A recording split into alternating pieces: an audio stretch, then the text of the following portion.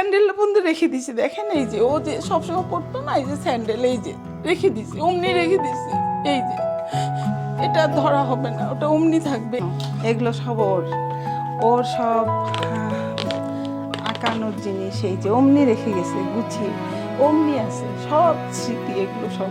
তারপরে এই যে আঁকানো, সব আঁকানো ওর নিজে হাতে করা, এগুলো সব কিছু গুছিয়ে রেখে গেছে। যেদিন চলে গেছে তার আগের দিন নিজ হাতে এগুলো সব গুছিয়েছে, দেখেন ব্যাগ অমনি রেখে দিছে। এই যে ওর কত কিছু, ওর সব খাতা, এই যে সব কালার, শুধু কালার বই, ছোট্ট একটা পৃথিবী ছিল আমার ছেলে।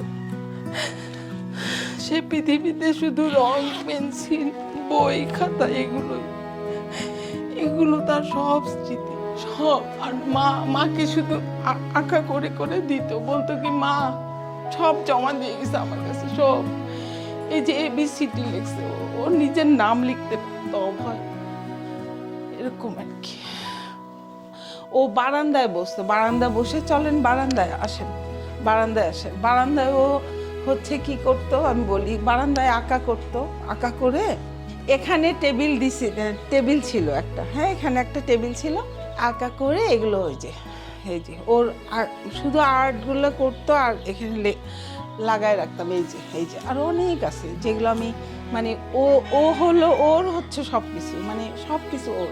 চলেন অভয়ের সাথে কথা বলে দেখা করে আসি। হ্যাঁ আমি প্রায় যাই, ঈদের দিনে সকালে গেছি, তারপর যখনই সময় পাই তখনই যাই আমার ছেলেকে দেখে আসি, কথা বলি।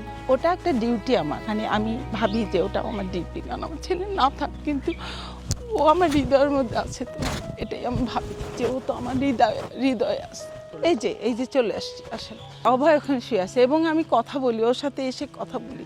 এটা অভয়ের কবর, আমার ছেলেটাকে এখানে শোয়ায় রাখছে, তাই আমি আসি, ভাবি যে মা তোমাকে, বাবা তুমি কেমন আছো, আব্বু তুমি ভালো আছো, তুমি ভালো আছো বাবা, তোমাকে আমি কতদিন তোমাকে আমি দেখি না, আমি তো কতটা মিস করে আমি বুকে নিতে পারি না তোমাকে।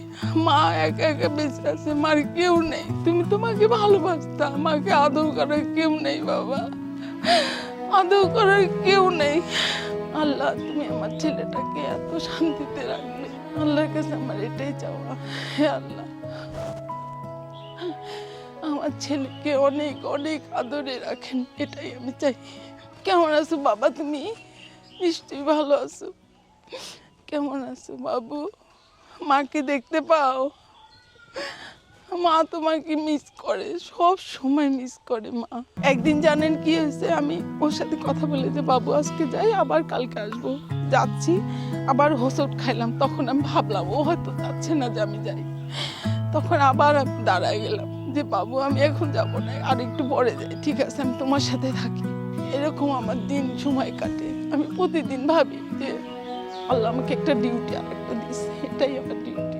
আমার দোষ যেটা মনে হয় সেটা হচ্ছে মানুষের কথায় আমি দিয়ে গেছে, আমি ওষুধ খাওয়াইছি, আমি অন্যকে ডিপেন্ড করতে চাই না। আমি সারা জীবন আমি নিজেই নিজের সব ডিসিশনগুলো নিজে নিয়েছি, হ্যাঁ সব কিছু। কিন্তু আমি ওই মুহূর্তে আমি আমার হাজব্যান্ডকে আমি বললাম চলো হাসপাতালে নেই তাড়াতাড়ি, আমি অটো ডাকলাম, সে অটো নিয়ে ডাক্তার ডাকতে গেল। অটোওয়ালা নাকি বলছে যে ডাক্তার নিয়ে আসি, কি আপনি যাবেন এরকম। 1 ঘন্টা পরে আসছে, ততক্ষণে আমার ছেলের অবস্থা খারাপ। বাথরুম থেকে এসে আমি দিশাহারা অবস্থা, কেউ ছিল না আমাকে একটা হেল্প করার, কেউ ছিল না। 1 গ্লাস পানি আমার ছেলেকে দিয়ে দিবে এইরকম লোক ছিল না, কেউ একটু স্যালাইন বানিয়ে দেয়নি। আমি আমার ছেলেকে নিয়ে আমি দিশাহারা অবস্থা হয়ে গেছে। আমি আসলে পরে ও যে খুশি হয় কেমন করে আমি বুঝি, কিন্তু আমি সেটা কাউকে বলতে পারি না। আমি এইভাবেই আদর করি তাকে, এইভাবে বাবা তুমি ভালো আছো বাবা, এখানে আদর করি, ভাবি যে আদর করি। এই বাড়ি হচ্ছে অভয়ের জন্যই করা। অভয় এখানে ভালো থাকবে, কেমন করে ভালো থাকে এই চিন্তা ছিল সবসময়, যে আমার ছেলেটা খুশি থাকবে কেমন করে, যেহেতু সে গড গিফটেড চাইল্ড, অটিস্টিক। আমরা কোনো কালার এই জন্য করিনি, আরো অনেক আছে আমার কাছে, এতগুলো জমা দিয়ে গেছে যে মা লাগাবে এগুলো।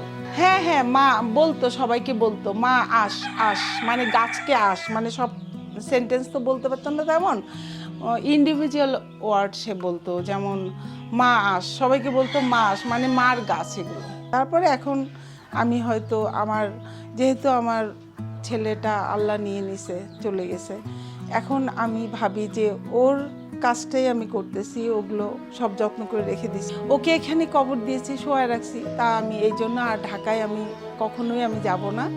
আমার মেয়েরা কিন্তু বলছে যে মা আসবা, আমি বলছি না বাবা, এখানে শোয়ায় রাখছি অভয়কে, দূরে আমি যেতে পারবো, যখন মন চায় যাই, ওর সাথে কথা বলি। আমরা যখন খাই তখন আমরা ওকে ওকে ভাবি যে ও আছে আমাদের সাথে। এই জন্য আমি ডাইনিং টেবিলে এখানে রাখবো, যে ডাইনিং টেবিলে এই জন্যই রাখছি যে ওর মগ হচ্ছে এই যে এটা, এই মগটাই এখন আমি খাই। এই যে এটা এটা ওর জন্মদিনে এখান থেকে একটা গিফট দিয়েছিল, এটাতে ও খেত, এটাতেই আমি খাই এখন।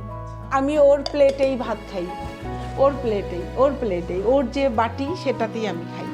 আমি ওর সব কিছু এখন আমি ব্যবহার করি, ভাবি যে আমার ছেলে আমার সাথে আছে। মানে এই হাসিটা ওর সাথে এরকমই আমি, আমার হাসিটা এরপর থেকে হারাই গেছে, কিন্তু আমি হাসতে পারি না।